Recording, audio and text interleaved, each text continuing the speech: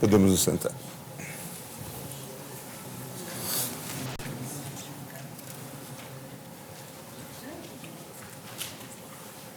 Senhores ministros, declaro aberta a sessão, havendo o número regimental.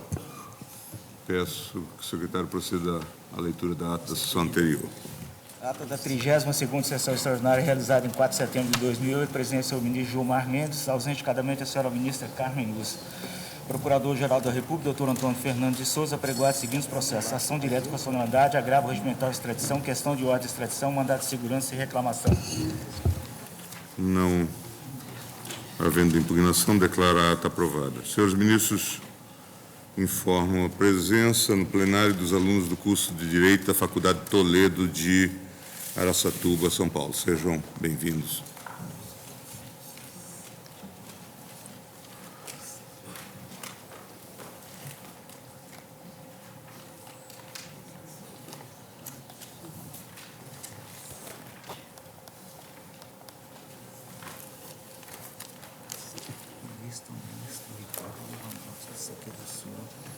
Ministro Ricardo Lewandowski.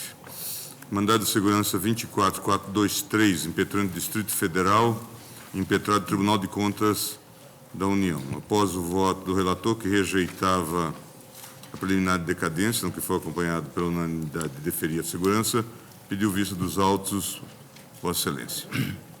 Senhor presidente, trata-se de mandado de segurança com pedido de medida liminar impetrado pelo Distrito Federal contra ato do Tribunal de Contas da União, que determinou a realização de tomada de contas especial no âmbito da empresa Companhia Imobiliária de Brasília TerraCap, bem como a indisponibilidade de bens de vários de seus ex-dirigentes.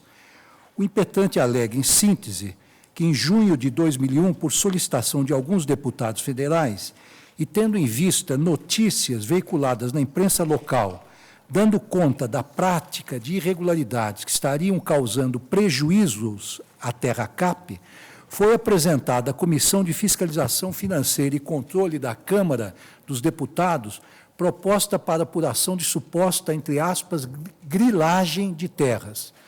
Diz ainda que, após regular tramitação na forma regimental, o relatório foi arquivado pela referida comissão, mas que já havia sido adotada a providência anterior consistente na comunicação ao Tribunal de Contas da União, entre aspas, para fins de instauração de procedimento de fiscalização, auditoria na Companhia Imobiliária de Brasília TerraCap.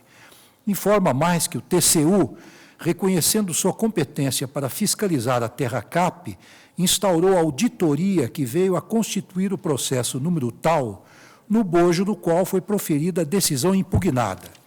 Sustenta, todavia, que o referido ato viola a autonomia do Distrito Federal, além de usurpar a competência privativa de sua Câmara Legislativa e do Tribunal de Contas local. Eu recordo que o impetrante aqui é o Distrito Federal mesmo.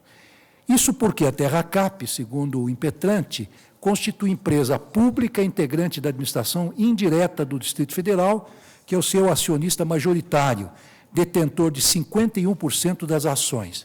Nesse sentido, argumenta que, entre aspas, a circunstância de a União ser detentora de parcela de capital social da empresa TerraCap de 49%, não pode ter o condão de legitimar o Congresso Nacional a sobre ela exercer, por meio de uma comissão de uma de suas casas, ou mesmo pelo órgão auxiliar de controle externo, que é o Tribunal de Contas da União, a competência prevista no artigo 49, inciso 10 da Constituição Federal. Requer, assim, a concessão da segurança para que seja decretada a nulidade da mencionada decisão, proferida em 10/12/2002, nos autos do processo número tal, por absoluta falta de competência da autoridade impetrada. O pedido de medida liminar foi deferido pelo relator, ministro Gilmar Mendes. Às folhas tais, o Tribunal de Contas da União prestou informações, oportunidade em que sustentou em síntese o seguinte, entre aspas, o descabimento das invocadas pretensões, porque, embora se trate de entidade integrante da administração pública local, a atuação do TCU decorreu dos danos resultantes de irregularidades e atos ilícitos causados à propriedade da União, representado pelo valor da participação no capital social da referida empresa. a Procuradoria-Geral da República opinou pela denegação da segurança. Na sessão plenária de 24/5/2006, após o voto do relator, ministro Gilmar Mendes, que concedia a segurança, pedi vista dos autos, os quais retornam agora para a retomada do julgamento. Só esclareço que o meu voto já está pronto há bastante tempo, só que, por várias razões, pelo acúmulo de serviço, não logrou entrar em pauta. E este é o relatório, senhor presidente. Voto de Vossa Excelência.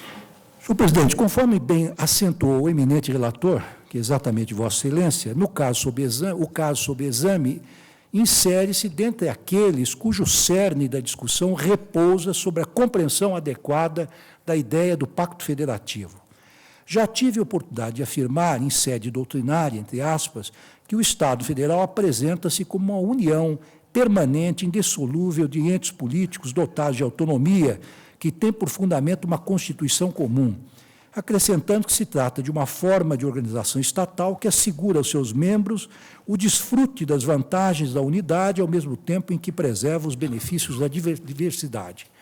A propósito do tema em debate, assentei ainda, entre aspas, que o Distrito Federal configura um ente federativo, dotado de autonomia política, administrativa, legislativa e financeira, apresentando, todavia, particular hibridismo, posto que, além de exercer as competências normativas e tributárias dos estados e dos municípios, cumulativamente sofre, em muitos aspectos de sua estrutura de poder, a interferência da União. Como exemplo dessa última hipótese, referi-me à competência que tem a União para organizar e manter o Poder Judiciário no Distrito Federal, nos termos dos artigos 21.13 da Constituição, nos termos do artigo 21.13 da Constituição de 1988. Ressaltei, todavia, que o federalismo consagrado na vigente Constituição privilegiou a descentralização do sistema, afastando-se da extrema centralização verificada sob a égide da Carta anterior, mediante o fortalecimento da autonomia dos estados, municípios e do Distrito Federal. Como se sabe, a Constituição de 88 dotou a Câmara Distrital de função legislativa, conferindo ao DF plena autonomia nesse aspecto, com o que afastou a disciplina do regime constitucional pretérito, que atribuía ao Senado Federal a competência de legislar por ele. Para o deslinde do caso sob análise, importa estabelecer a natureza jurídica da Terra-Cap, bem como os limites que a Carta Magna assinala à atuação do Tribunal de Contas da União, para assim verificar se tal órgão teria ou não exorbitado de suas atribuições, conforme alegado na impetração. A Terra-Cap, cumpre recordar, foi constituída a partir do desmembramento da Companhia Urbanizadora da Nova Capital do Brasil, Nova Cap, ocorrido por meio da Lei 5.861, de 72, que assim dispôs. Transcrevo, então, essa transformação da Nova Cap em Terra-Cap. E mais adiante, e isto vale a pena agora ressaltar, diz o artigo 3º desta Lei 5.861, que são comuns à Nova Cap e à Terra Cap as seguintes disposições. Inciso 1º, empresa pública do Distrito Federal com sede e foro em Brasília, regido por essa lei, subsidiariamente pela legislação das sociedades anônimas. Artigo 2º, parágrafo 2º, o capital inicial da Terra Cap caberá 51% ao Distrito Federal e 49% à União. E aqui se diz como é que será representado esse capital. O artigo 3º, por sua vez, diz o seguinte: são comuns à Nova Cap e à Terra Cap as seguintes disposições: admissão nos aumentos de capital da participação de outras pessoas jurídicas do poder público em geral, da administração direta ou indireta, mantidos 51% na propriedade do Distrito Federal, bem como restrição de alienação de ações da empresa entre as entidades suscetíveis de admissão. Bem, então digo eu que no que concerne às competências do Tribunal de Contas da União, a Constituição de 88, em vigor, assinala o seguinte, artigo 71, o controle externo a cargo do Congresso Nacional será exercido com auxílio do Tribunal de Contas da União, ao qual compete, segundo seu inciso 2, julgar as contas dos administradores e demais responsáveis por dinheiros e bens e valores públicos da administração direta e indireta, incluídas as sociedades, incluídas as fundações e sociedades instituídas e mantidas pelo Poder Público Federal, grifei essa expressão, e as contas daqueles que derem causa a perda, extravio ou outra irregularidade de que resulte prejuízo ao erário público. E o inciso 4 diz o seguinte: realizar por iniciativa própria da Câmara dos Deputados do Senado Federal de comissão técnica ou de inquérito, inspeções e auditorias de natureza contábil, financeira, orçamentária, operacional e patrimonial, nas unidades administrativas dos poderes legislativo, executivo e judiciário e demais entidades referidas no inciso 2º, que são exatamente aquelas sociedades e fundações mantidas pelo Poder Público Federal. Por sua vez, a Lei Orgânica do TCU, consubstanciada na Lei 8.443, estabelece exatamente aquilo que dispõe a Constituição, só que em maior detalhe, dizendo que cabe a ela fiscalizar essas entidades quando instituídas pelo Poder Público Federal. Eu tenho aqui os 2 incisos a que me refiro, se for necessário, voltarei a eles. Então, digo o seguinte em continuação. Assim, é possível constatar, de um lado, que a Terracap constitui empresa pública em que prepondera em sua composição acionária o Distrito Federal. De outro, que a competência fiscalizatória do TCU, nos termos do artigo 71.2 da Constituição Federal e do artigo 1º, inciso 1 da Lei 8.443, restringe-se, entre aspas, às sociedades instituídas e mantidas pelo Poder Público Federal. Verifica-se, assim, que as normas constitucionais e legais acima mencionadas circunscrevem claramente o âmbito de atuação do Tribunal de Contas da União, no qual não se compreende a fiscalização sob exame, porquanto não se verifica, como assinalado pelo ilustre relator, ministro Gilmar Mendes, hipótese de, entre aspas, responsabilidade de administradores e responsáveis dos órgãos da administração pública, direta e indireta, no âmbito da utilização de recursos públicos federais. Grifos no original, Sua Excelência grifou no âmbito da utilização de recursos públicos federais. Assim, digo eu, a fiscalização da Terracap, empresa pública distrital, à luz do princípio federativo consagrado na Constituição de 1988 e também sob o prisma das normas supramencionadas, que taxativamente estabelece a jurisdição da Corte de Contas da União, é da competência do Tribunal de Contas local. Tal conclusão é reforçada pelo disposto no artigo 3º, inciso 12 da lei que instituiu a Terracap, que diz o seguinte: a supervisão da atividade das contas da empresa pela autoridade competente do Distrito Federal, que, com o seu pronunciamento e o certificado de auditoria, enviará a prestação anual da administração da entidade ao Tribunal de Contas do Distrito Federal dentro de 180 dias do encerramento do respectivo exercício. No mesmo sentido, alinha-se a norma inscrita no artigo 7º da Lei 6.223, que dispõe sobre a fiscalização financeira e orçamentária da União pelo Congresso Nacional, ao estabelecer o que se segue. Artigo 7º. As entidades com personalidade jurídica de direito privado, de cujo capital União, Estado, Distrito Federal, município ou qualquer outra entidade da respectiva administração indireta seja detentor da totalidade ou da maioria das ações ordinárias, ficam submetidas à fiscalização financeira do Tribunal de Contas competente, sem prejuízo do controle exercido pelo Poder Executivo. Essa é a redação da Lei 6.225, de 1978. Portanto, ao contrário senso, a competência é da Corte de Contas local. Nesse contexto constitucional e legal, a atuação do TCU sobre a Terracap constitui indevida intervenção da União na autonomia política e administrativa do Distrito Federal, razão pela qual não pode prosperar. Por todas essas razões, e mais aquelas expendidas no voto do eminente relator, ministro Gilmar Mendes, também concedo a segurança pleiteada. É como voto. Ministro do Direito, ministra Carmen Lúcia. Também eu, senhor presidente. Acompanho o relator e agora com as achegas do ministro Lewandowski. Ministro Eros Grau. Acompanho. Ministro Joaquim Barbosa. Acompanho. Também acompanho o relator. Ministro Carlos Brito. Senhor presidente, eu fiquei na dúvida se essa competência para fiscalizar, para exercer o controle externo sobre a Novacap, que é a empresa da administração indireta do Distrito Federal, fiquei na dúvida se essa competência não seria concorrente do Tribunal de Contas da União e do Tribunal de Contas do Distrito Federal e Territórios. Mas atentando, isso porque 49% do capital da empresa provém da União Federal. Porém, atentando para o voto de Vossa Excelência, senhor presidente, como relator, e agora para o voto do ministro Lewandowski, eu também estou me convencendo de que o inciso 2 do artigo 71 restringe, não é, a atuação do Tribunal de Contas da União aos órgãos e entidades da administração federal. Parece-me, ministro Lewandowski, que o raciocínio de Vossa Excelência, que vai na mesma linha do raciocínio do eminente relator, ministro Gilmar Mendes, pode encontrar um reforço no artigo 75 da própria Constituição, cuja dicção é a seguinte: as normas estabelecidas nesta seção aplicam-se no que couber à organização, composição e fiscalização dos tribunais de contas dos estados e do Distrito Federal, bem como dos tribunais e conselhos de contas dos municípios. Vale dizer,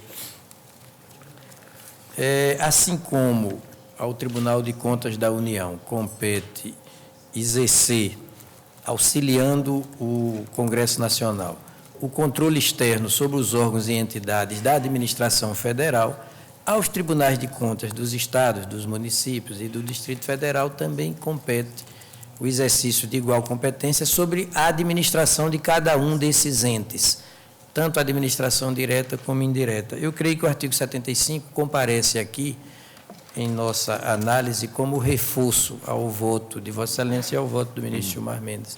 Eu acompanho. Ministro Peluso. Ministro Macaureira.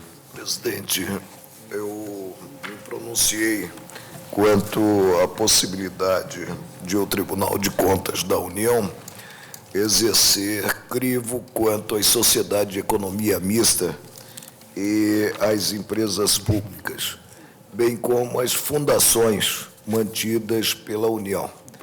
Mas o fiz a partir de premissa única, é que se estaria diante de pessoas jurídicas que se aproximavam da natureza federal.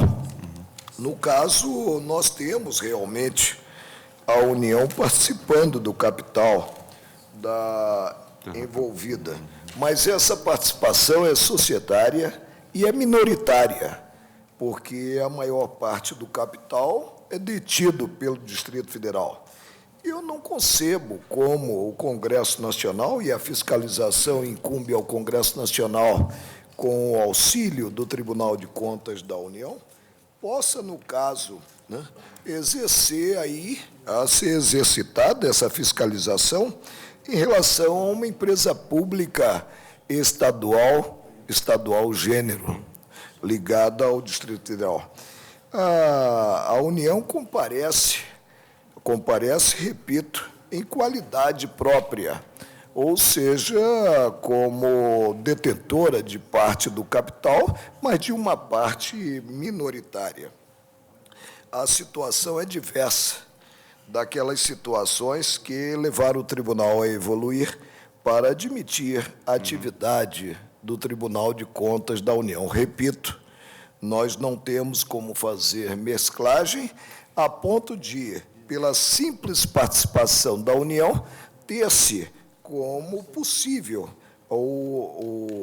a atividade do Tribunal de Contas da União. Por isso, eu acompanho Vossa Excelência concedendo a ordem. Proclamo o resultado. O tribunal, a unanimidade, deferiu a ordem nos termos do voto do voto. Ministro César Peluso, da relatoria de Vossa Excelência, ação declaratória de constitucionalidade número 16, requerente governador do Distrito Federal. E haverá sustentação oral.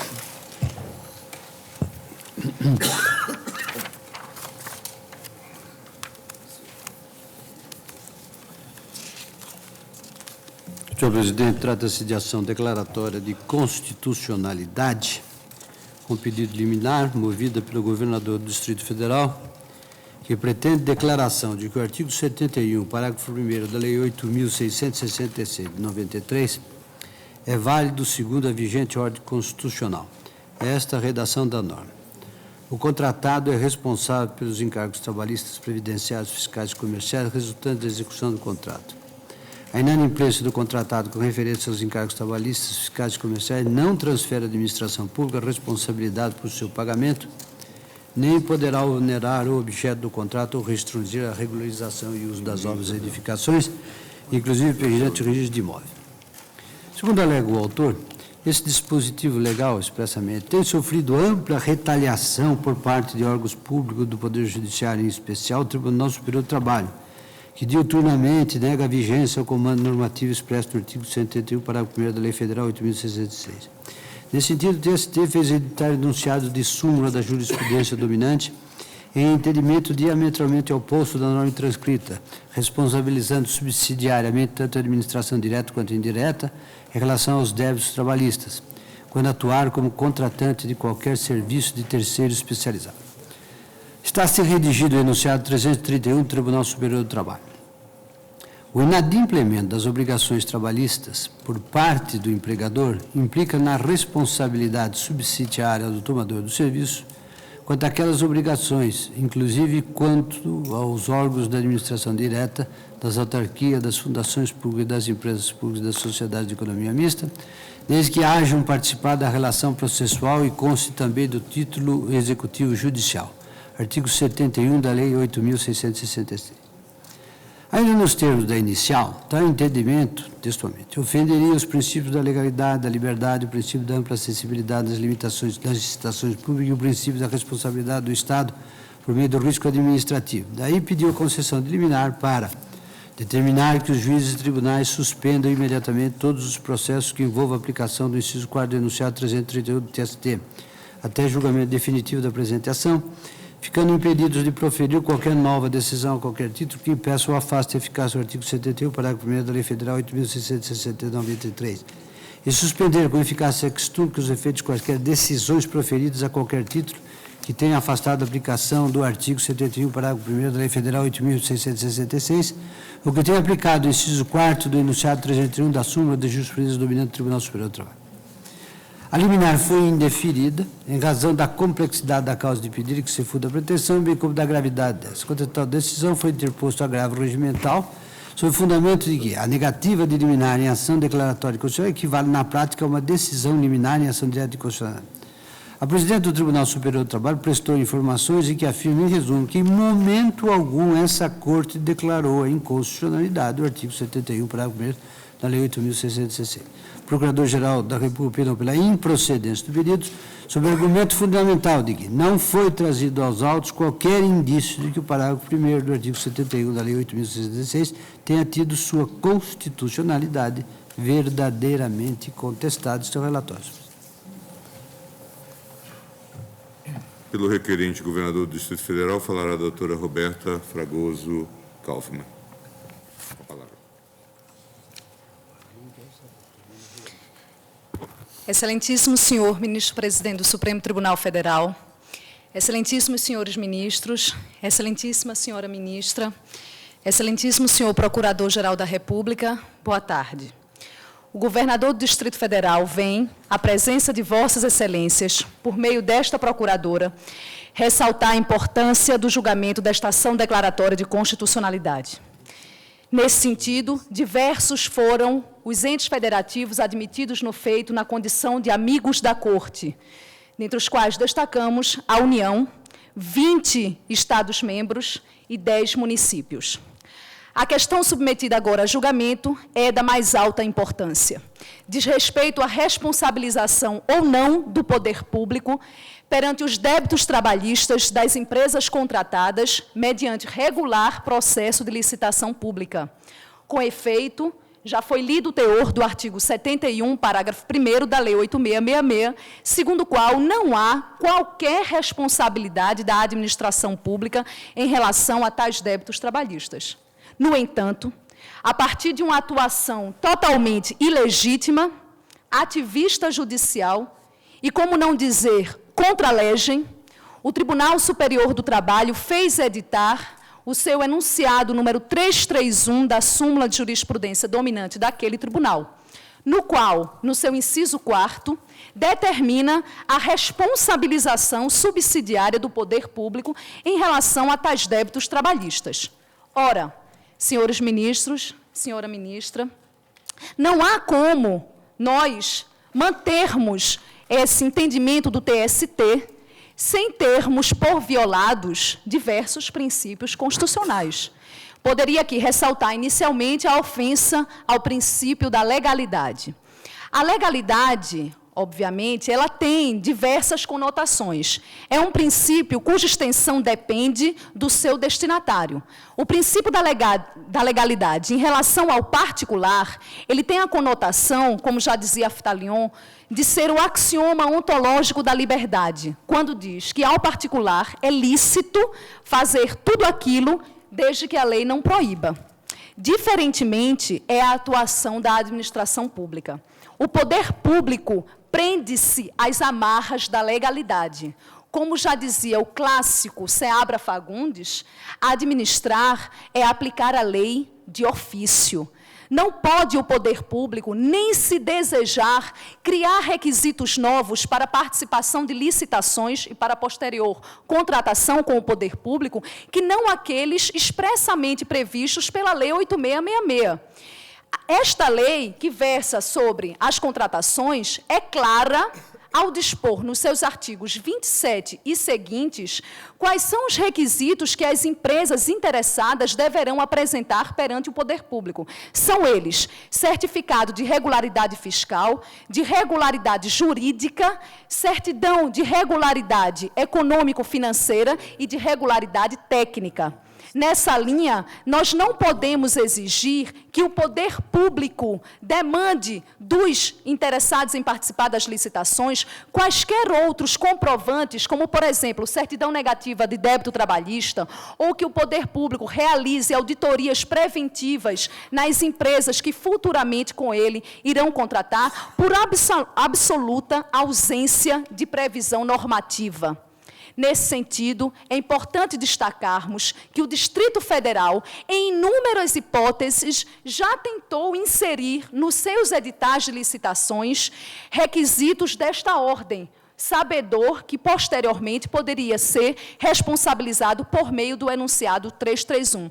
No entanto, e como não poderia ser diferente, os mandados de segurança foram impetrados em relação a esses requisitos e as seguranças foram concedidas sob a alegação de que o Distrito Federal estaria criando requisitos novos não previstos na Lei 8666 e, nessa linha, estaria também ofendendo o artigo 37, inciso 21º da Constituição Federal, quando fala que é ampla a acessibilidade de todos os interessados às licitações públicas, salvo os requisitos previstos em lei. O princípio da legalidade conforma tanto a atuação do poder público, que até mesmo quando nós tratamos sobre a responsabilidade solidária do poder público diante dos débitos previdenciários, essa responsabilidade só existe porque é expressamente prevista pelo parágrafo 2º do artigo 71 da Lei 8666. Por outro lado, senhores ministros, senhora ministra, a permanecer o entendimento do Tribunal Superior do Trabalho, nós teríamos ainda uma violação ao artigo 37, parágrafo 6º da Constituição Federal, que é o artigo que fala da responsabilidade objetiva do Estado pela teoria do risco administrativo, reconhecida esta teoria já por diversas cortes, por esta Corte Constitucional. Ora, por meio da teoria do risco administrativo, nós temos possibilidades de excludentes de responsabilidade, como são os exemplos: a culpa exclusiva da vítima, o caso fortuito e a força maior. Na hipótese, nós estamos diante de culpa exclusiva das empresas contratadas, que, por quaisquer motivos, deixaram de pagar seus débitos trabalhistas. Nós não podemos equiparar a teoria da responsabilidade objetiva adotada pelo texto constitucional à teoria do risco, à teoria da responsabilidade sem risco, ou seja, quando o poder público é responsabilizado integralmente por qualquer dano que tenha ocorrido. Então, nesse sentido, eu trago aqui à baila o artigo já clássico escrito pelo ministro Gilmar Ferreira Mendes, quando ele falava: União Seguradora Universal. Nós não podemos tentar responsabilizar o poder público como se esse fosse o segurador universal da sociedade, porque o ônus assumido pelo poder público, na hipótese, será um ônus assumido por todos nós, pelo povo. E, por fim, é importante destacar que nem sequer se revela pedagógico para as empresas contratadas que elas possam antecipadamente saber que o poder público irá assumir os seus débitos posteriormente. Por quê? Porque, se a prevalecer esse entendimento do TST, nós iremos equiparar as empresas de má-fé, mal pagadoras dos seus empregados, com as empresas de boa-fé. E olhe só, nós iremos, ainda por cima, fazer com que essas empresas de má-fé possam, eventualmente, fazer propostas, quando da licitação, abaixo do valor de mercado, porque elas vão saber que, diante daquele preço ofertado, já é naturalmente descontado os débitos trabalhistas, uma vez que o poder público, no final das contas, irá assumir esses ônus. Enquanto que as empresas de boa-fé vão dar propostas acima do valor do mercado, porque já consideram nos seus custos os débitos trabalhistas a serem implementados. Então, senhores ministros, senhora ministra, eu gostaria de, em nome do governador do Distrito Federal, pleitear a procedência desta ação declaratória de constitucionalidade, para que a Corte Constitucional possa pôr um fim à verdadeira situação de descalabro judicial que a magistratura trabalhista vem tratando este tema. Este é o nosso pedido. Muito obrigada. Pela Advocacia Geral da União, falará o ministro José Antônio Dias Toffoli. Com a palavra. Senhor presidente, senhora e senhores ministros, senhor procurador-geral da República, prezada colega que me antecedeu na tribuna, a questão é de extrema relevância, como apontado já da tribuna, e também gostaria aqui de destacar que a inicial traz o apontamento das decisões que tratam de controvérsias jurídicas sobre o tema, de forma que os requisitos para admissibilidade e conhecimento da ação estão trazidos pela inicial.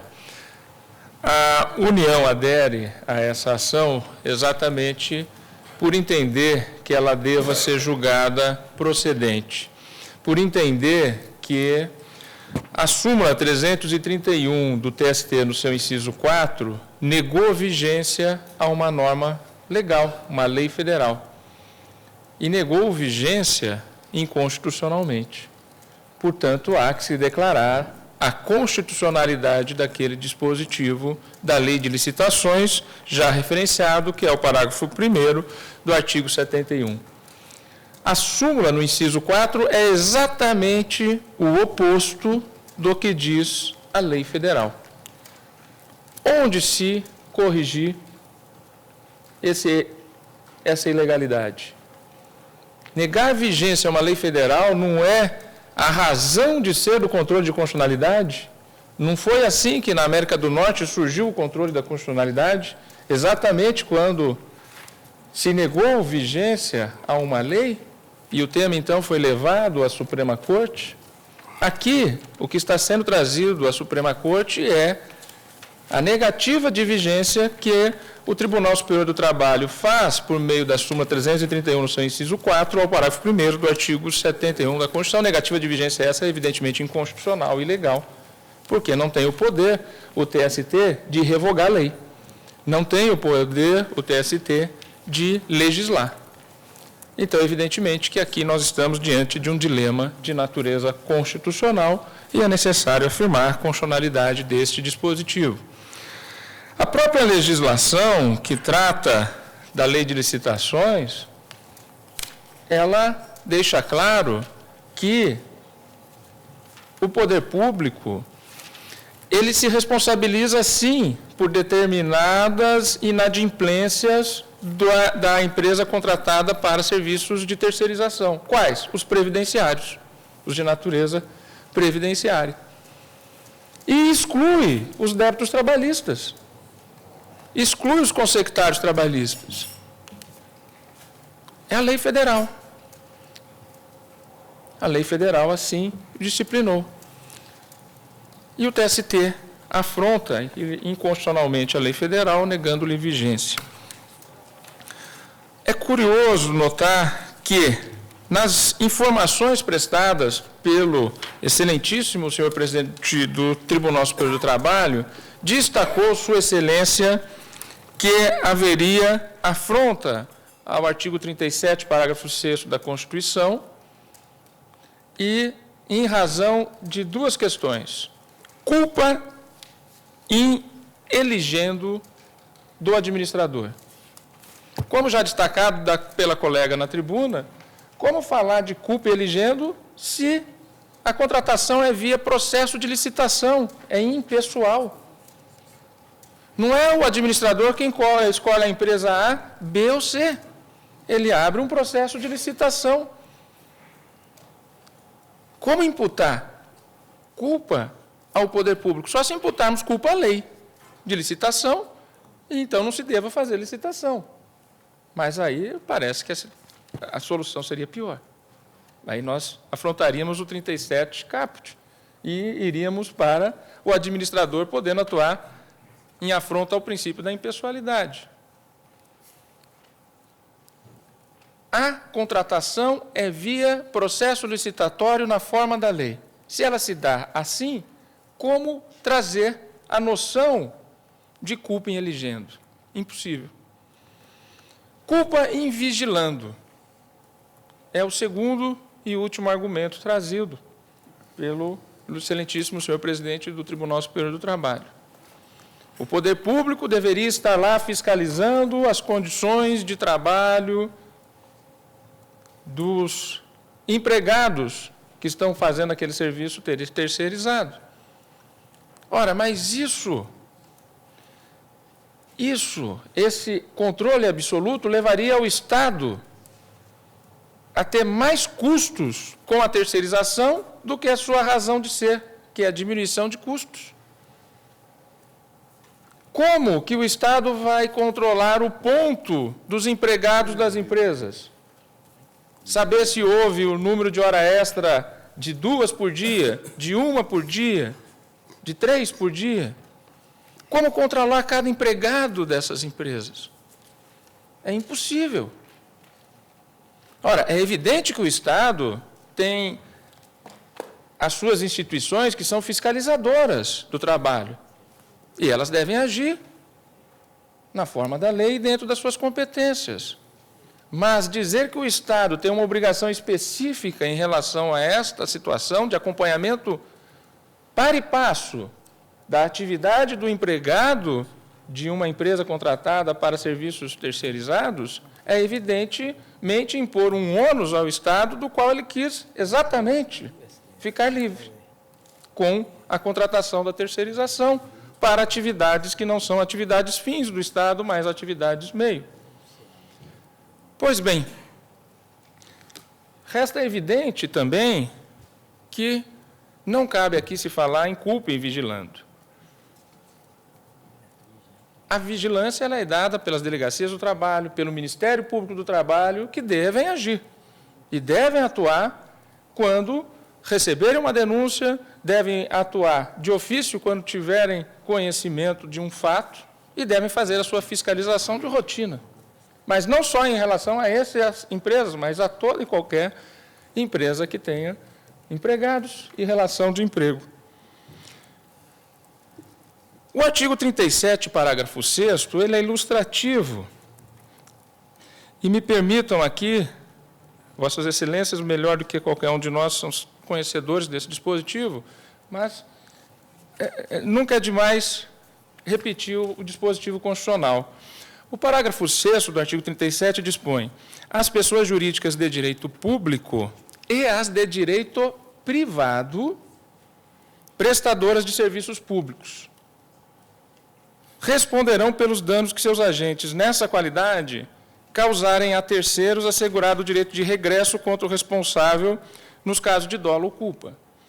Em primeiro lugar, há que se fazer aqui a cisão na aplicação do texto em relação à pessoa jurídica de direito público e de direito privado. Aqui nós estamos falando de relação de emprego entre a pessoa de direito público privado com um trabalhador privado.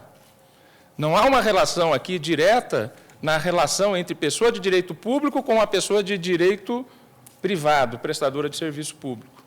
Então, a primeira cisão, para ficar bem claro, é que a responsabilização colocada aqui é para, então, a prestadora de serviço, e não para o poder público gestão direta. Agora, também há que se perguntar sobre a seguinte questão: os serviços que são contratados de maneira terceirizada são serviços públicos? Quais são os tipos de serviços que são contratados pela terceirização? É o serviço de limpeza, serviço de copa. São serviços que são atividade meio para o funcionamento do Estado. Elas não são atividade fim do Estado. Então, também, como já foi dito da tribuna, mas apenas com esses adendos, colocamos que aqui não há que se falar na aplicação do parágrafo 6º do artigo 37, a não ser para afastar a súmula, porque a súmula se equivocou na leitura do referido dispositivo constitucional. Muito já foi dito aqui da tribuna, e eu passo à conclusão do tema, apenas lembrando que a súmula, ela acaba por incentivar o mau empresário. Ele sabe que, se ele deixar de pagar os seus empregados, esses poderão se socorrer do poder público, porque assim a jurisprudência superior, por parte da mais alta corte trabalhista do país, já se pronunciou. E uma relação que é de natureza privada, porque os serviços terceirizados não são serviços públicos. Aqui não se trata de concessão de serviço público, aqui não se trata de contrato de serviço público. Aqui se trata de uma relação de emprego privada para atividade meio.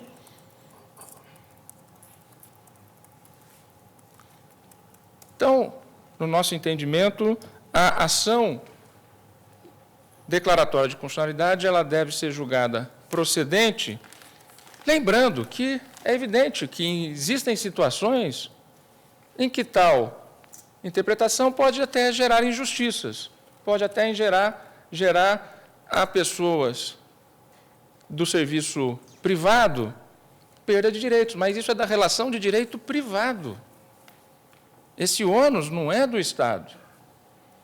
Esse ônus é da relação de direito privado, e ela, como de direito privado, deva ser tratada. Inaplicável 37, parágrafo 6º, inaplicável a teoria objetiva, inaplicável culpa in eligendo, inaplicável culpa in vigilando.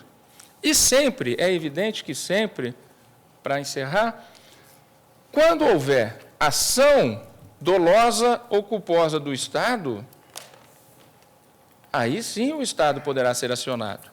Não foi feita a licitação, a terceirização é para uma atividade fim, não para uma atividade meio. Nesses casos, aí sim se deverá realmente responsabilizar o Estado, porque ele não agiu dentro da Constituição. Mas, na maneira como a súmula foi editada, ela não separa o joio do trigo. Ela estabelece que toda e qualquer terceirização contará com o respaldo do poder público para, ao final, atender às demandas trabalhistas, caso o empregador privado não fazê-lo.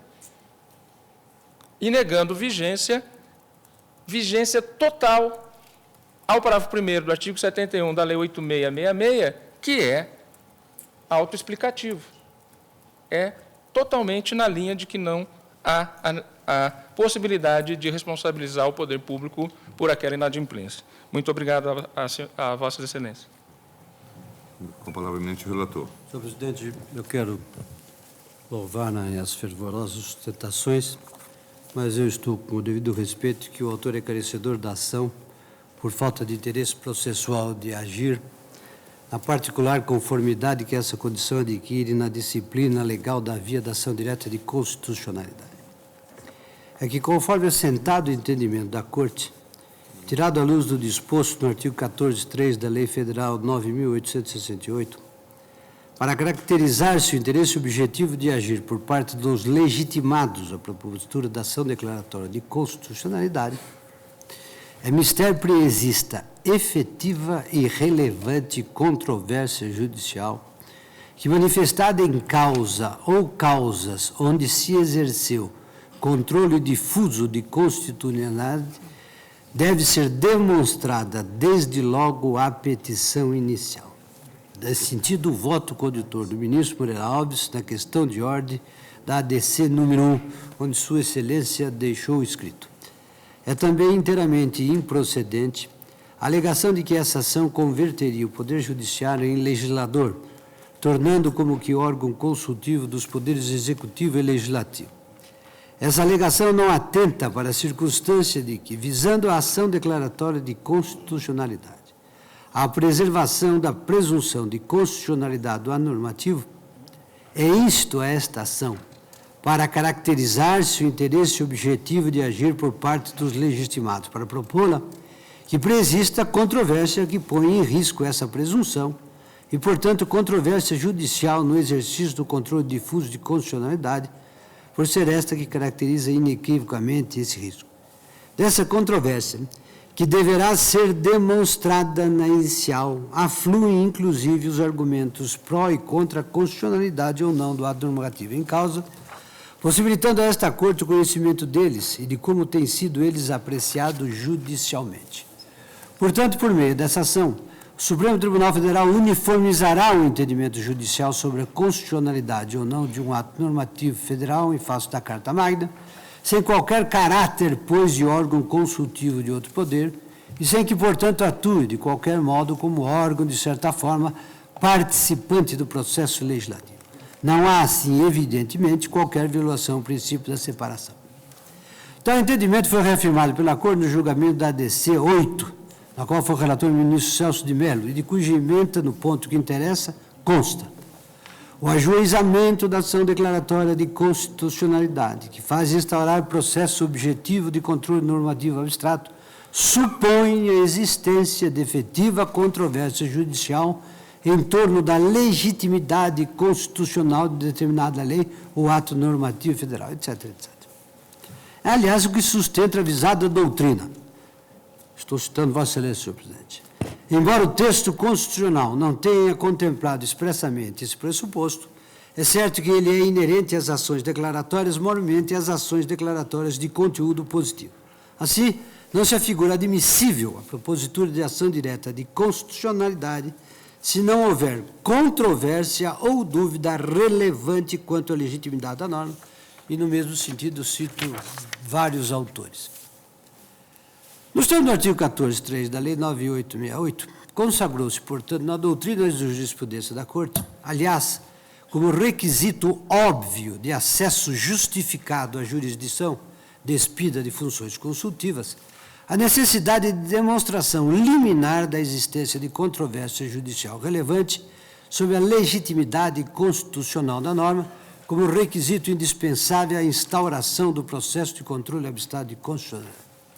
Nesse quadro, escusa provar a existência de pronunciamentos judiciais de constitucionalidade da norma, porquanto isso já se presume. Mas é de todo indeclinável evidenciar, já na inicial, ter havido decisões que, em juízo incidental, lhe declararam a inconstitucionalidade. Não o fez, todavia, o autor.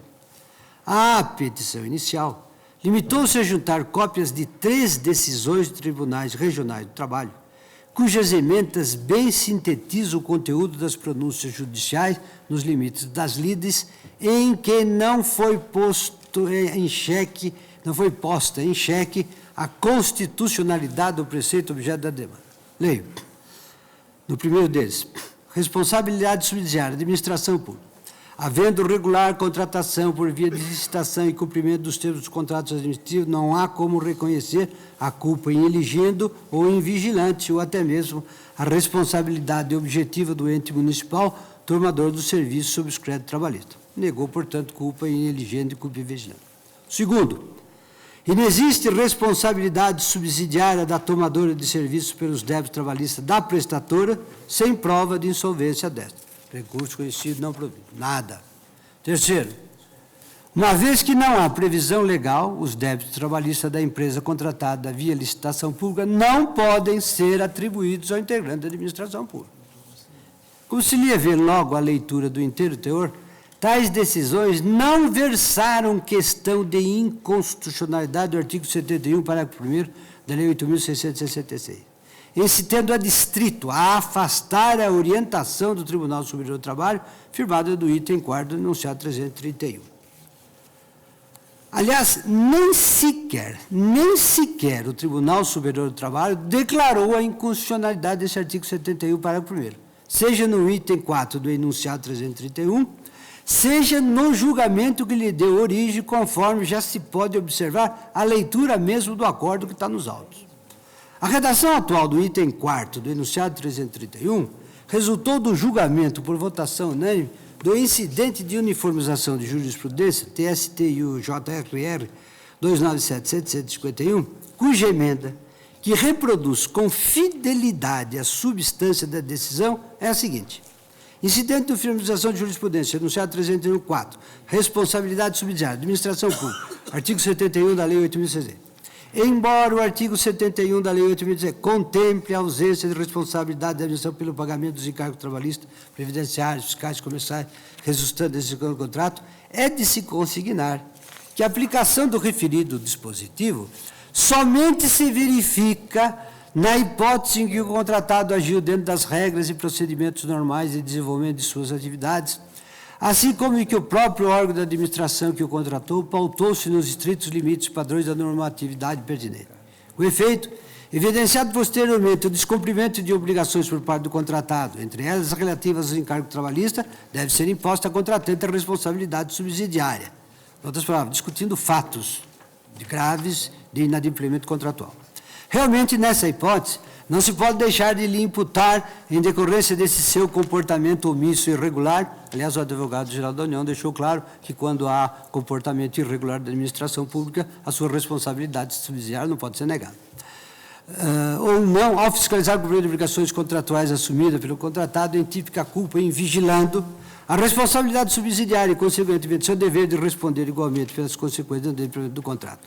Admitir-se o contrário seria menosprezar todo um arcabouço jurídico de proteção ao empregado e, mais do que isso, olvidar que a administração pública deve pautar seus atos não apenas atenta aos princípios da legalidade e da impessoalidade, mas, sobretudo, da moralidade pública, que não aceita e não pode aceitar, num contexto de evidente ação omissiva ou comissiva geradora de prejuízos a terceiros, que possa estar ao largo de qualquer corresponsabilidade do ato administrativo que pratica. Registre-se, por outro lado, que o artigo 37, parágrafo C da Constituição Federal, consagra a responsabilidade objetiva da administração sobre a modalidade de risco administrativo, estabelecendo, portanto, sua obrigação de indenizar sempre que cause dano a terceiros. Pouco importa que esse dano se origine diretamente da administração ou indiretamente de terceiro que com ela contratou e executou a obra ou serviço por força ou decorrência de ato administrativo. Não precisava fazê-lo, tão claros e inequívocos são ao propósito os termos desse acordo, mas ao prestar informações, o ministro-presidente daquele excelso tribunal consignou. Verifica-se que em nenhum momento o tribunal cogitou de declarar inconstitucional o artigo 71, parágrafo 1º da Lei 8.606. Apenas afirmou que a sua aplicação relativamente aos contratos de terceirização de mão de obra firmados pela administração pública em geral, empresas públicas, sociedade de economia mista, está submetida também à regência de outros dispositivos constitucionais e legais. A comprovação faltante é imprescindível, pois, como disse a ministra Carmen Lúcia na ADC número 15, constitui elemento fundamental para que a ação possa ser recebida e conhecida. Sem ela, a petição é inepta, por carecer de elemento essencial legalmente exigido, isto é, pelo artigo 14 número 3. Razão porque, senhor presidente, eu estou julgando o autor carecedor da ação por falta de interesse de agir e, em consequência, julgando prejudicado o agravo regimental. Presidente, hoje eu estou praticamente sem voz, mas gostaria, presidente, de ressaltar certos aspectos que talvez possam levar a Corte a abrir esse embrulho. O primeiro deles é que a declaratória de constitucionalidade é irmã gêmea da ação direta de inconstitucionalidade. E aí devemos encarar o que se contém na legislação ordinária de forma relativa, no que exige a demonstração inequívoca de controvérsia judiciária. O segundo aspecto está ligado à multiplicação de conflitos de interesse envolvendo a matéria, e conflitos de interesse que, tendo em conta em si a interpretação da consolidação das leis do trabalho, não chegam, na maioria das vezes, pelo menos, eu não me lembro de ter enfrentado esse tema na turma, não chegam ao Supremo. Em terceiro lugar, presidente, o que nós tivemos na espécie? Tivemos uma declaração branca de inconstitucionalidade da lei das licitações. E nós já glosamos essa espécie de assentamento de conflito de certa norma com a Constituição Federal, sem chegar-se ao incidente de inconstitucionalidade. Temos, inclusive, um verbete vinculante. O meu ex-tribunal, meu querido ex-tribunal, meu eterno tribunal, Tribunal Superior do Trabalho, editou um verbete. Editou um verbete que passou a ser observado pelas demais instâncias trabalhistas e passou a ser observado no âmbito de uma disciplina judiciária recomendável até certo ponto. E aí, evidentemente, se formos esperar a demonstração inequívoca, inclusive com contagem de pronunciamentos num sentido e noutro, nós jamais enfrentaremos esse tema. O que nós temos no cenário? O afastamento por um verbete de súmula da jurisprudência predominante de um tribunal superior, de um preceito legal. A mercê, não vou adiantar o ponto de vista, de uma interpretação toda própria, e diria aqui, já adiantando esse mesmo ponto de vista, ampliativa, da solidariedade prevista no parágrafo 2º do artigo 2º da Consolidação das Leis do Trabalho. Presidente, eu penso que a paz social, e se apontou a ilustre advogada, e nós não chegamos a atuar juntos no Tribunal Superior do Trabalho, atuamos no Supremo. A ilustre advogada do Distrito Federal, procuradora do Distrito Federal, apontou que, no caso, há um interesse que não é apenas o interesse do Distrito Federal, mesmo porque nós estamos diante de um processo objetivo, né? Várias entidades da federação articularam como terceiras no processo e tivemos até mesmo a sustentação da tribuna, a sustentação da União pelo Dr. Toffoli.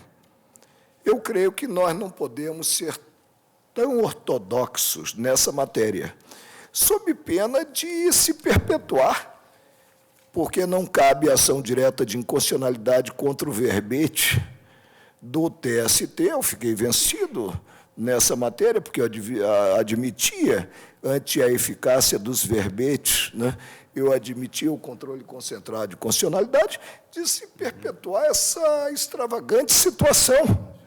Situação em que se tem um conflito, pelo menos um conflito aparente, entre a consolidação das leis do trabalho e a lei de licitações, colocando-se em segundo plano, repito, uma norma expressa, categórica, clara, precisa, a revelar que a tomadora dos serviços terceirizados, ela não tem responsabilidade considerados os ônus trabalhistas. Por isso eu vou pedir vênia para divergir e admitir, no caso, a declaratória de constitucionalidade. Senhor presidente, vocês me permitem? Eu quero insistir do meu ponto de vista quando me referi à falta de interesse.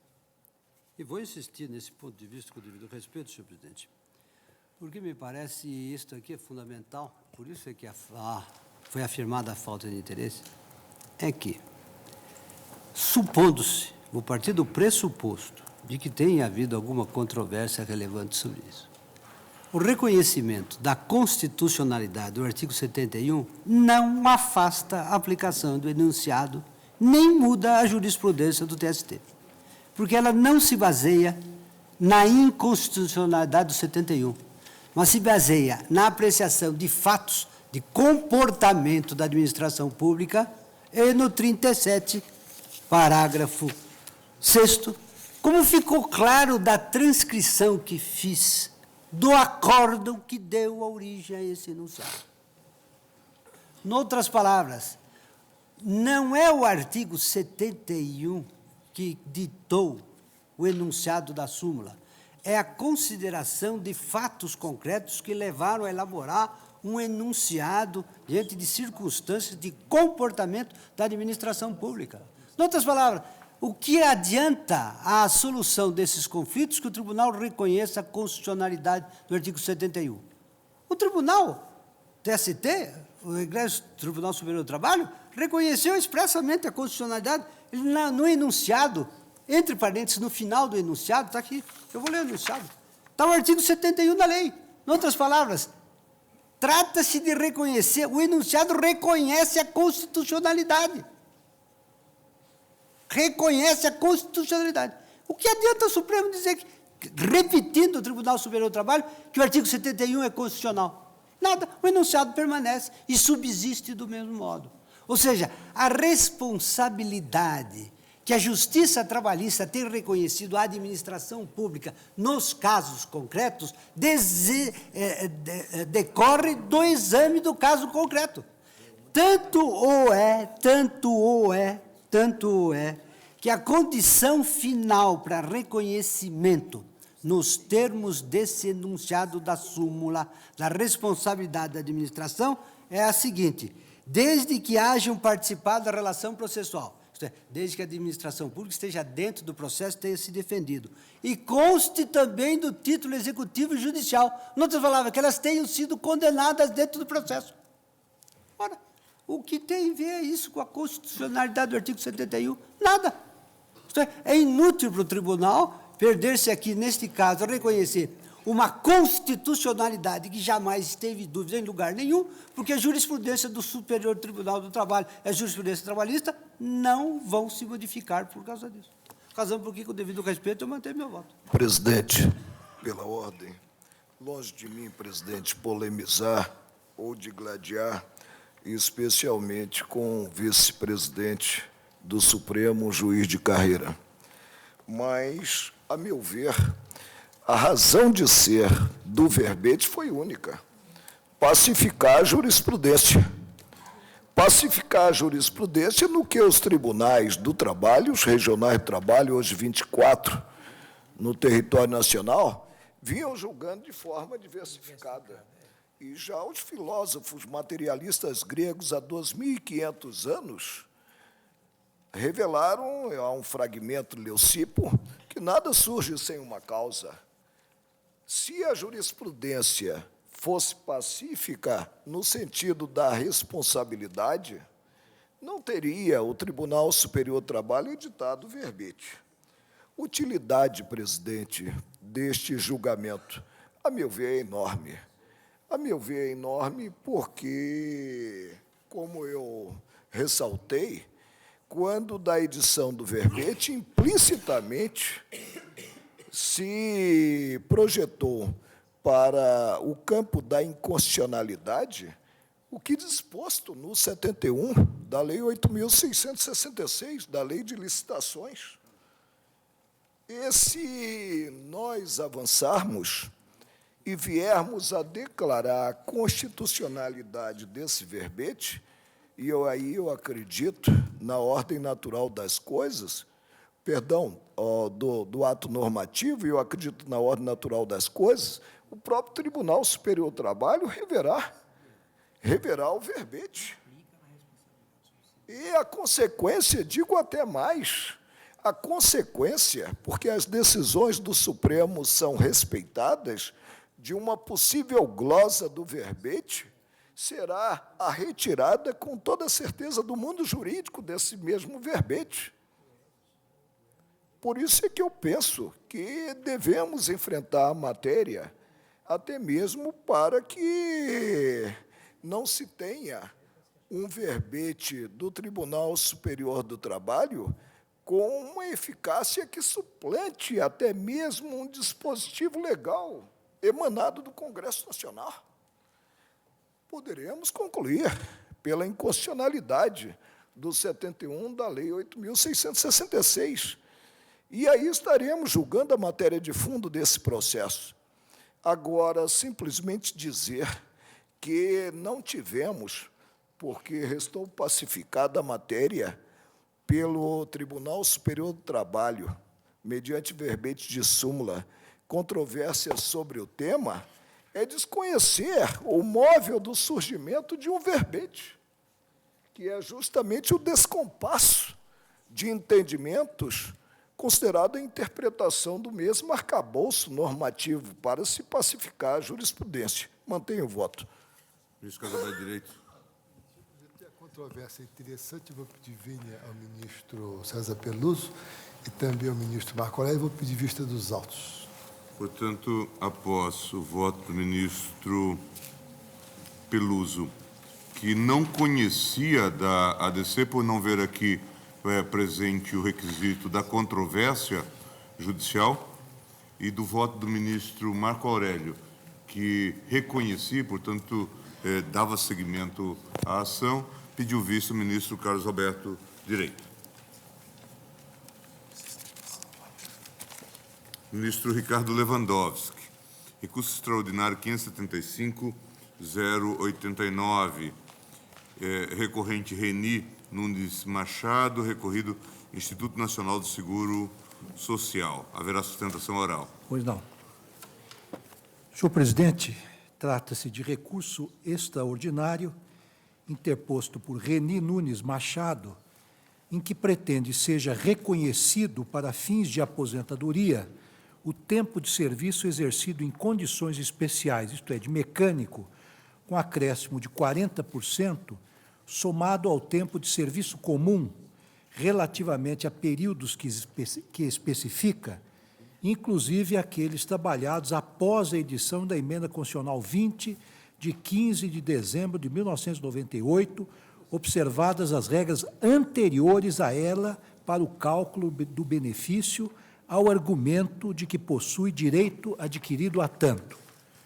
Na origem, o ora recorrente ajuizou a ação ordinária no primeiro grau de jurisdição contra o Instituto Nacional do Seguro Social, INSS, com idêntico objetivo, a qual foi julgada parcialmente procedente, rejeitada a pretensão inicial apenas quanto aos critérios de atualização monetária das parcelas exequendas. A sentença estabeleceu que, somado o tempo de serviço exercido em condições especiais àquele reconhecido administrativamente pela autarquia, o recorrente tem direito à aposentadoria integral, visto que comprovou o exercício de mais de 36 anos de serviço em 3/5 de 2005, data em que ingressou com requerimento perante o INSS, além de possuir mais de 30 anos de serviço à época da publicação da Emenda Constitucional 20 de 98. A decisão monocrática, ademais, não apenas admitiu o cômputo do tempo de serviço posterior a 16/12 de 98, quando foi editada a referida emenda, a Emenda 20, ou após a edição da Emenda 20, como também lhe assegurou o direito de, entre aspas, ter o benefício calculado de acordo com as regras vigentes até aquela data, porque neste dia, ou seja, depois da Emenda 20, já havia implementado os requisitos para a concessão da aposentadoria de acordo com as regras do antigo sistema, já tendo, portanto, direito adquirido a tal benefício, independentemente do cômputo do tempo de serviço posterior, que repercute apenas na majoração do benefício. Isso foi um trecho da sentença. Inconformado, o INSS interpôs recurso de apelação, no qual sustentou, em suma, que o então apelado não comprovou o tempo trabalhado em condições especiais, acrescentando ainda que a forma de cálculo dos benefícios da aposentadoria estabelecida na sentença monocrática careceria de amparo legal. Ao julgar a apelação, o Tribunal Regional Federal da 4ª Região deu parcial provimento ao recurso da autarquia, assegurando ao apelado o direito à aposentadoria por tempo de serviço nos termos definidos pelo juízo de primeira instância, negando-lhe, todavia, o direito de valer-se, para o cálculo dos respectivos benefícios, dos critérios que vigoraram antes da data da edição da Emenda Constitucional 20, sem a observância das regras de transição nela estabelecidos. O referido acórdão apresenta a seguinte emenda: previdenciária, aposentadoria por tempo de serviço, contribuição, cômputo do tempo de serviço especial, comprovação, requisitos preenchidos, concessão.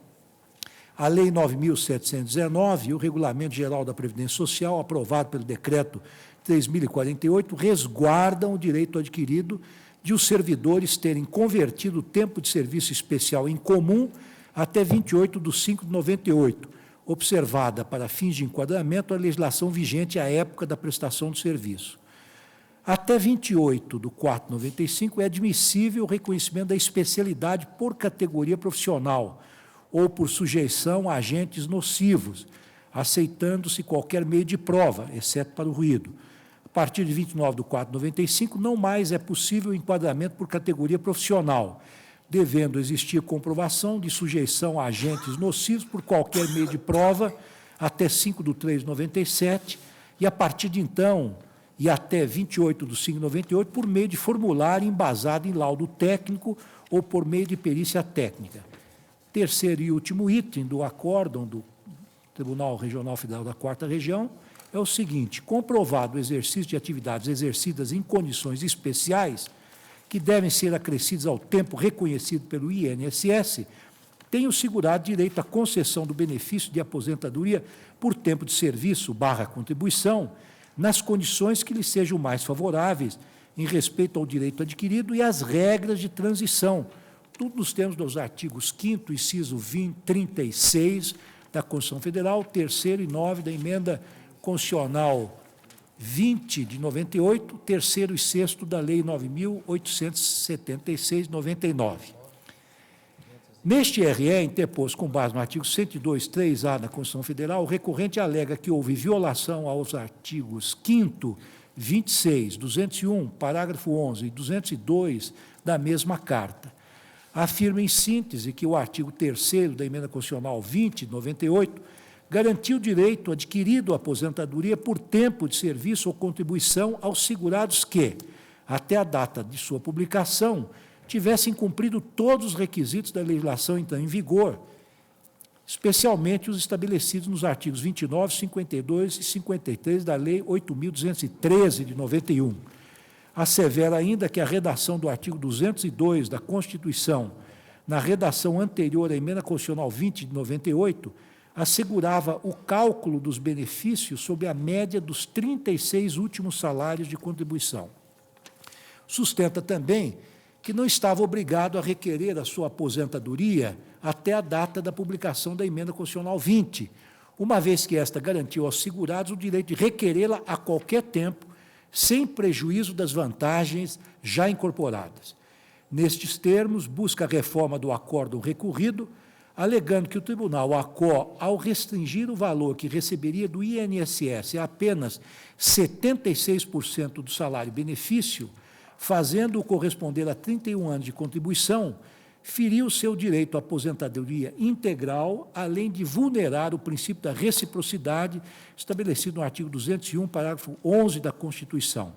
Por fim, insiste em que o aresto recorrido ofende o disposto no artigo 3º da Emenda Constitucional 20, visto que inviabiliza a opção pela aposentadoria a qualquer tempo nele permitida.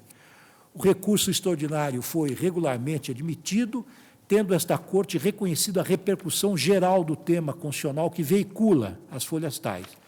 O Ministério Público Federal, em manifestação subscrita pelo Subprocurador-Geral da República, Rodrigo Janot Monteiro de Barros, opinou pelo desprovimento do RE, lavrando a seguinte ementa: recurso extraordinário, previdenciário, direito adquirido, aposentadoria, antes do advento da emenda constitucional 20, pretensão de cálculo do benefício com base nos salários de benefícios posteriores à referida emenda, impossibilidade.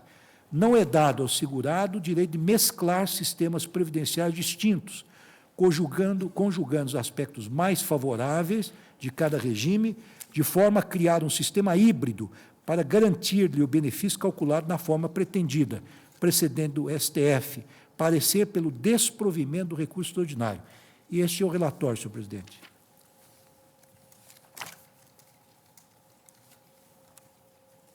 Não tem recorrente, né?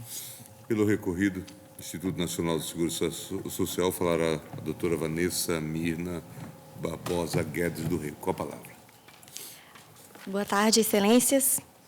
Gostaria de iniciar chamando atenção para o fato de que não se discute aqui neste RE tempo de atividade especial. O que o autor buscou foi um determinado período de tempo especial, que ele exerceu até 79, depois de 79 na qualidade de empresário. Então, não é tempo especial que iremos discutir aqui.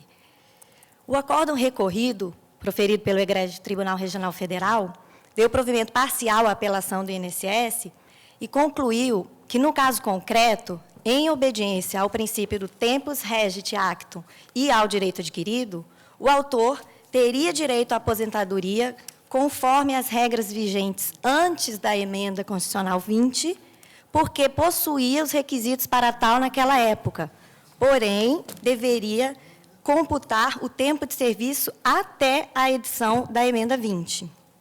E concluiu também que, por outro lado, ele também reuniu requisitos para se aposentar quando do requerimento administrativo, que foi em 3 de maio de 2005, ou seja, computando todo o período que ele continuou trabalhando após a emenda 20, porém, observando as regras novas instituídas com a emenda 20. O recurso extraordinário alega ofensa ao artigo 3º da emenda constitucional 20 e ao artigo 201, parágrafo 11º da Constituição. Preliminarmente, quanto ao artigo 201, parágrafo 1º da Constituição, não merece conhecimento o recurso, por falta de pré-questionamento. Não houve debate algum no Tribunal Regional acerca desse dispositivo. Logo, incide o enunciado da súmula 282 dessa Corte. Já no tocante à alegada ofensa ao artigo 3º da emenda constitucional 20, não merece provimento o recurso. Conforme se verificou dos autos, o autor reunia os requisitos para se aposentar proporcionalmente quando da publicação da emenda constitucional 20, mas optou a continuar trabalhando e requereu sua aposentadoria somente em 3 de maio de 2005. A questão aqui é saber se ele pode ou não computar o tempo de serviço prestado posteriormente à emenda constitucional 20, utilizando-se das regras anteriores a esta emenda. É isso que o autor pretende. Ou seja, pretende se beneficiar de um sistema híbrido de normas. Normas de um regime anterior e normas de um regime posterior à emenda 20. Entretanto, o artigo 3º da emenda constitucional 20, o que garantiu como direito adquirido, ele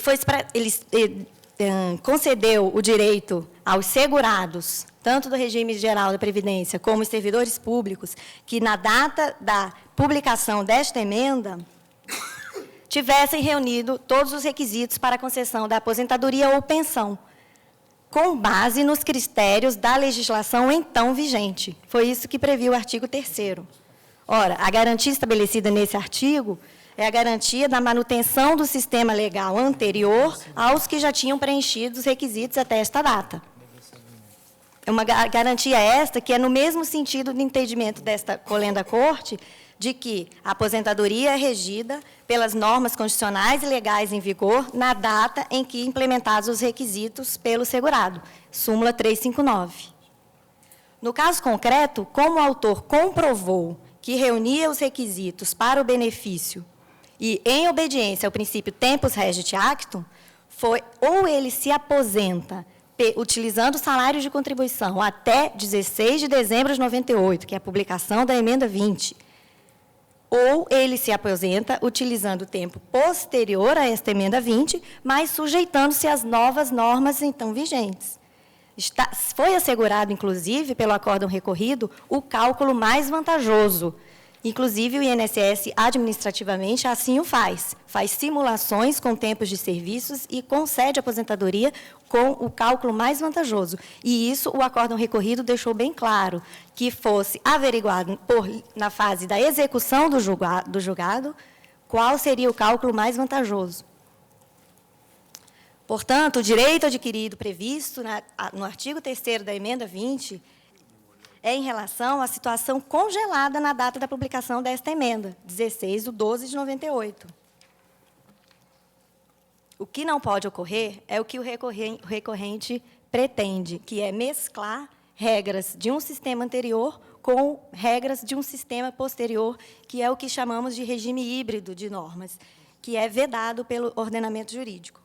E gostaria de citar uma decisão, num caso idêntico, proferida pelo eminente ministro-presidente Gilmar Mendes, então relator do RE 509508, publicada no Diário da Justiça de 1º de março de 2007. Inicia: trata-se de recurso extraordinário, interposto com fundamento no artigo 102, a linha 3, inciso 3º, a linha A da Constituição Federal, contra acórdão que não reconheceu à recorrente o direito à utilização de tempo de serviço posterior à emenda constitucional 20 para cálculo da renda mensal inicial da aposentadoria por tempo de serviço. Alega-se a violação ao artigo 3º da emenda constitucional 20. E prossegue o eminente ministro: o acórdão recorrido não divergiu da jurisprudência desta Corte, segundo a qual os proventos serão calculados com base na legislação vigente ao tempo da reunião dos requisitos da aposentadoria. Cita um precedente e conclui: desse modo, para que seja computado o tempo de serviço prestado após a emenda constitucional 20, seria necessária a observância das regras vigentes quando do pedido de aposentadoria. Assim, nega o seguimento ao recurso. Também foi citado pelo eminente subprocurador-geral, que, nestes autos, proferiu parecer, jurisprudência desta egrégia Corte, no sentido que não é possível ao segurado beneficiar-se de sistema híbrido. O acórdão citado é o RE 278718, de relatoria do ministro Moreira Alves, primeira turma, Diário da Justiça, de 14 de junho de 2002. E um trechinho da emenda diz: o que não é admissível, como bem salientou o acórdão recorrido, é pretender beneficiar-se de um sistema híbrido que conjugue os aspectos mais favoráveis de cada uma dessas legislações. Recurso extraordinário não conhecido. Por fim, a pretensão do autor também implicaria incidência de normas de aposentadoria revogadas pela emenda 20 a período ulterior à sua revogação, o que é inadmissível, pois é pacífico nesta Casa que não há direito adquirido a regime jurídico. Pelo exposto, o INSS espera o desprovimento do recurso especial, recurso extraordinário. Obrigado. Com a palavra, eminente relator. Senhor presidente, cumprimento a nobre advogada, que proferiu a sustentação oral da tribuna, e meu voto é o seguinte.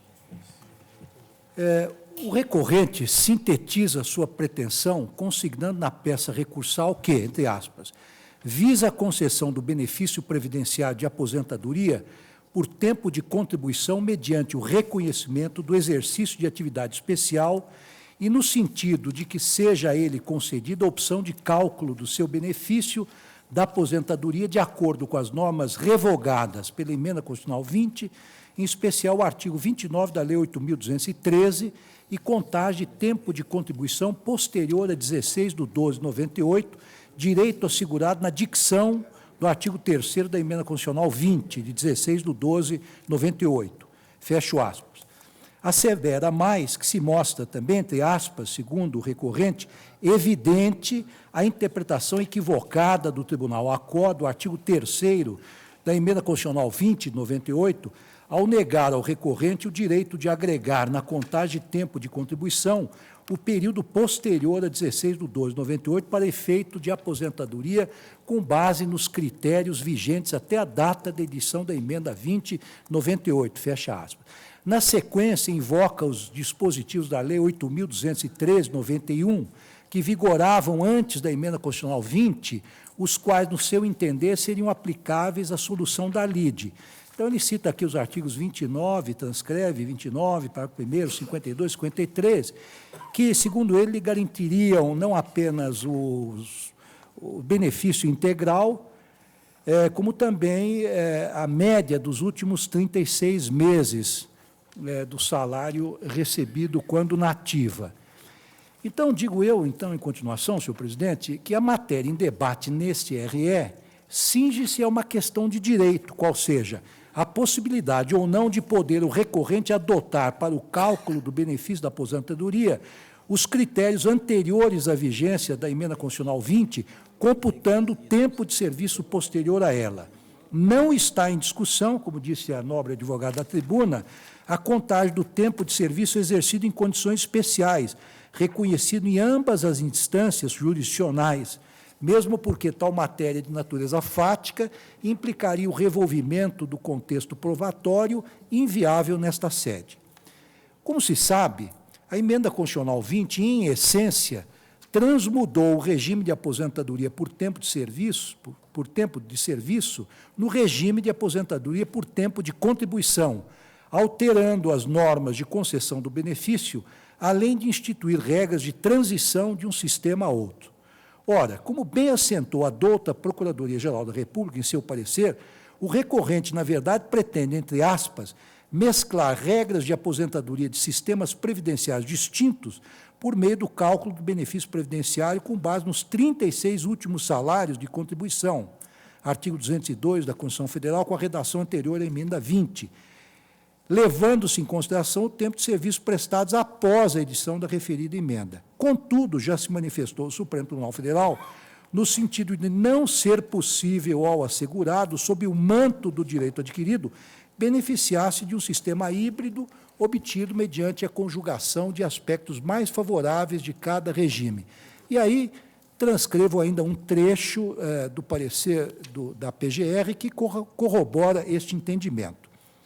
Aí digo eu, a questão de fato não é nova nesta Corte. Com efeito, o STF, ao apreciar situações semelhantes à presente, firmou o entendimento de que não é lícito aos segurados do INSS mesclar as vantagens de dois regimes distintos de aposentadoria, beneficiando-se das vantagens decorrentes de um sistema híbrido. Nesse sentido, trago à colação o quanto decidido no RE 278/718 de São Paulo, relator, ministro Moreira Alves, cujo acórdão recebeu a seguinte ementa. Transcrevo a ementa em que Sua Excelência, no último trechinho aqui que eu me permito ler, diz o seguinte: o que não é admissível, como bem salientou o acórdão recorrido, é pretender beneficiar-se de um sistema híbrido que conjugue os aspectos mais favoráveis de cada uma dessas legislações. Trago também à colação outro voto do eminente ministro Sepúlveda Pertence, proferido no RE 227/388 do Rio Grande do Sul, que desenvolve uma tese exatamente no mesmo sentido do acordo anterior. E digo em seguida que é firme a jurisprudência do Supremo Tribunal Federal no sentido de que o aposentado possui direito adquirido, entre aspas, ao quantum de seus proventos, calculado com base na legislação vigente ao tempo da aposentadoria, mas não aos critérios legais com base em que este quantum foi estabelecido, pois não há direito adquirido a regime jurídico. Cito aqui os RS 92511, da relatoria do ministro Moreira Alves, o agravo de instrumento, no agravo regimental, 145.522, de relatoria do ministro Sepúlveda Pertence. Esse foi exatamente o entendimento esposado pelo Tribunal ACO, ao consignar que, embora fosse lícito ao recorrente contar integralmente o seu tempo de serviço, inclusive aquele exercido em atividade especial, à época em que requereu a aposentadoria, isto é, após a emenda 20, não poderia conjugar as benesses de dois regimes previdenciários distintos.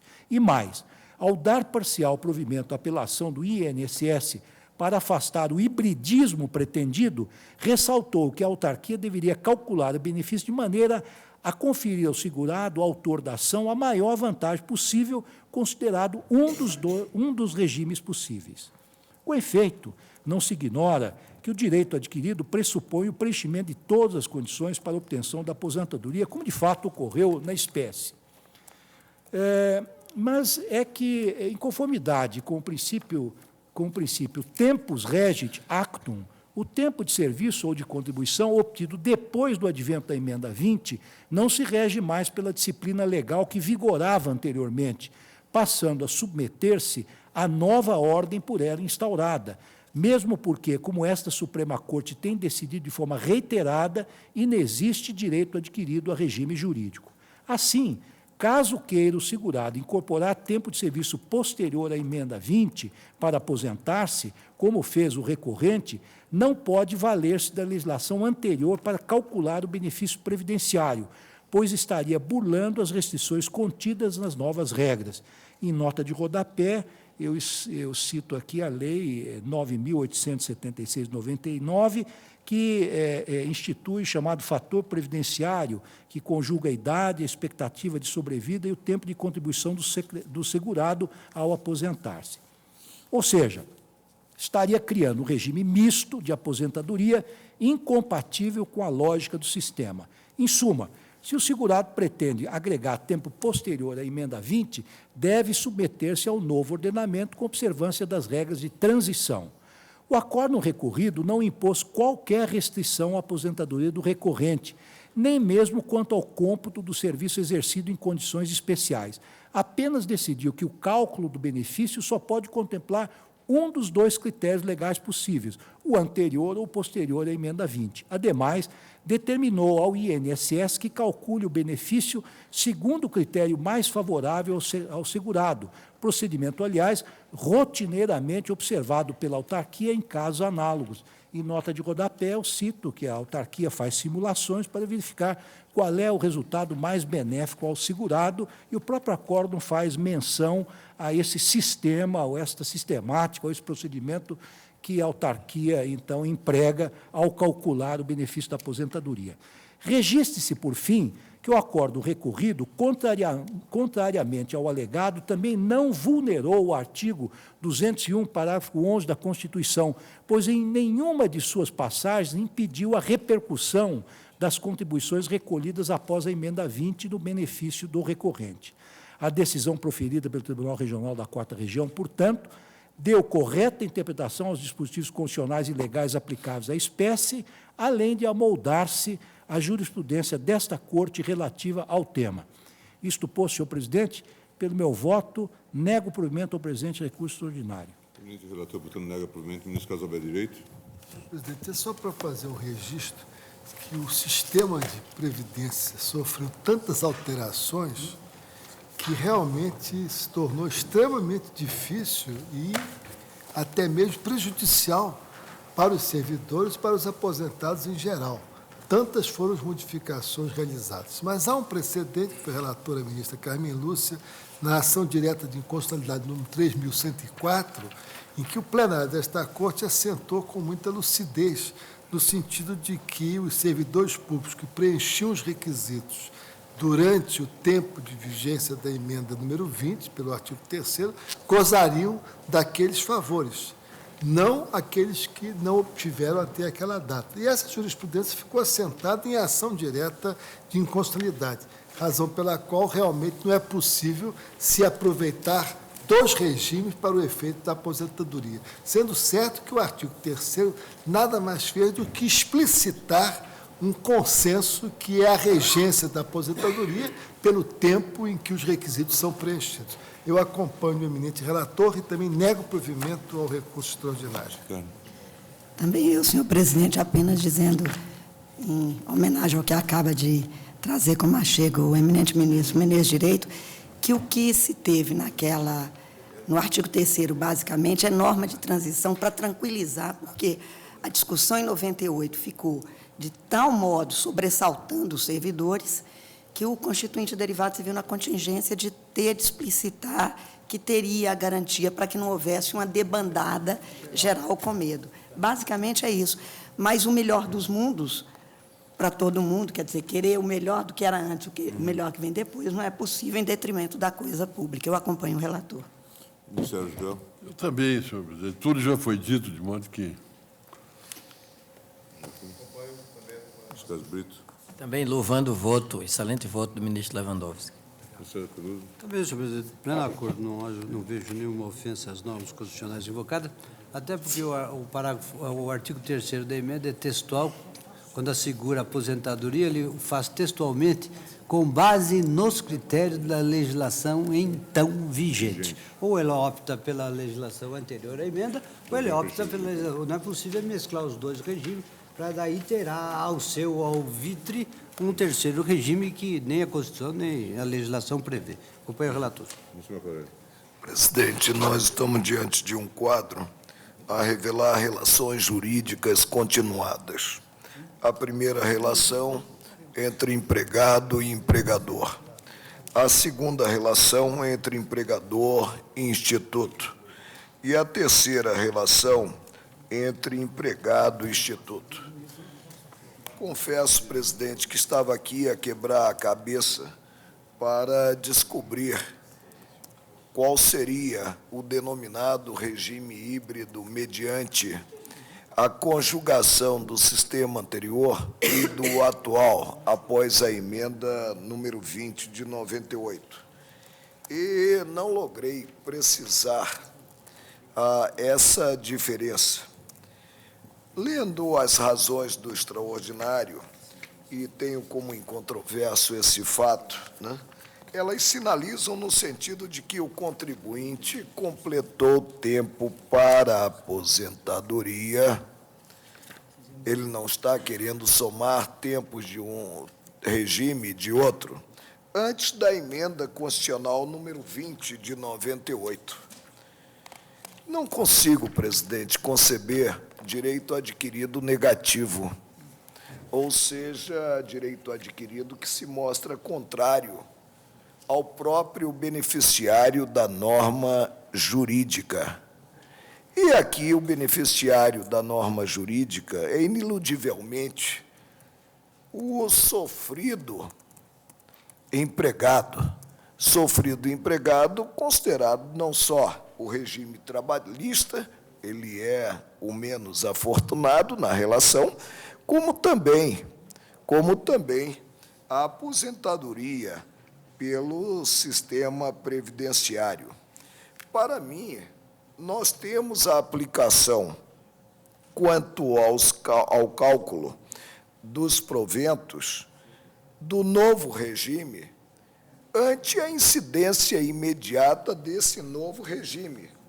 Valendo notar que, quando veio à baila a emenda número 20, ela criou, inclusive, uma ficção considerada a contribuição, e o fez quanto aos servidores públicos, porque o regime não era anteriormente contributivo. Ao dispor no artigo 4º que, observado o disposto no artigo 40, parágrafo 10, não se trata aqui de contagem ficta de tempo de serviço. Tempo de serviço é exato, né? O artigo 40 afasta essa contagem ficta, o dom da multiplicação de um certo tempo de serviço. O tempo de serviço considerado pela legislação vigente para efeito de aposentadoria, cumprido até que a lei discipline a matéria, será contado como tempo, a ficção está aqui, de contribuição. Presidente, eu sufragaria os pronunciamentos do tribunal se estivesse diante de uma situação jurídica concreta em que se buscasse a complementação do tempo indispensável à aposentadoria, considerado o período posterior à emenda número 20. Aí sim, eu poderia dizer que teríamos que observar o princípio do conglobamento ou seja, a tomada de empréstimo de um único diploma legal, de um único regime. Mas não é o caso. O caso é único. Ele completou o tempo de aposentadoria antes da emenda. E, evidentemente, benefícios outros decorrentes desta emenda, porque ele já tinha o direito adquirido à jubilação antes do advento dela, são extensíveis, a meu ver, ao recorrente. Eu peço vênia, presidente, para, no caso, prover o recurso que é do contribuinte. Então, o tribunal, nós temos do voto do relator, por maioria, desproveu o recurso, vencido o ministro Marco Aurélio, que o provia. Senhor presidente, eu sei que nós estamos com um quórum baixo e talvez não tenhamos nem a unanimidade para aprovar uma súmula.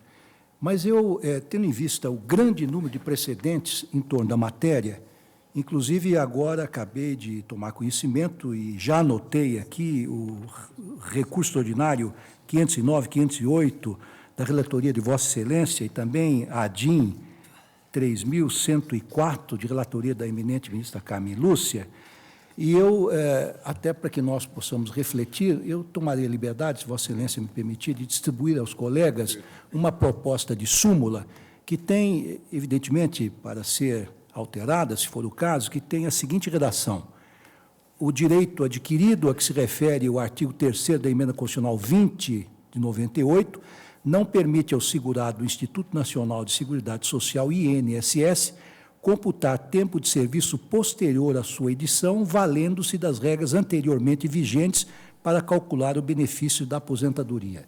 Eu estou deixando com Vossas Excelências uma proposta essa que se junta às outras duas propostas de súmula vinculante que também já formulei. Uma com relação à competência da Justiça Estadual para julgar os dissídios relativos aos servidores temporários, e outra súmula que propus também, que veda a retenção das parcelas do ICMS pertencentes aos municípios.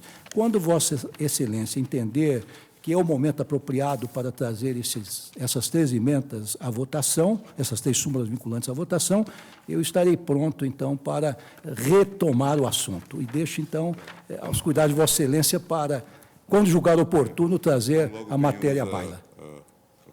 Presidente, apenas uma observação que eu faço e que diz respeito à segurança jurídica. Nós temos na Corte uma comissão de jurisprudência e penso que o que há de mais importante, já que se tratará, no caso de um verbete vinculante, sob esse ângulo, deve passar por essa comissão, colhendo-se quanto ao teor do verbete, não se votando o verbete, né, em pleno calor do julgamento, colhendo-se quanto à proposta do verbete, o parecer de cada qual dos membros dessa mesma comissão. Isso sempre foi feito no tribunal. Eu continuarei insistindo na necessidade de nós observarmos, portanto, o regimento interno e darmos ênfase à própria existência da Comissão de Jurisprudência, evitando até mesmo que se aprove, né, um verbete de súmula, como eu disse, no calor das discussões. Nós, de qualquer forma, já dispensamos em muitos casos, exatamente, né, entendendo que a Comissão de Jurisprudência está abrangida pelo plenário, mas, de qualquer sorte, esta questão será examinada oportunamente quando tivermos a composição plena. Os ministros, vamos suspender a sessão por 20 minutos.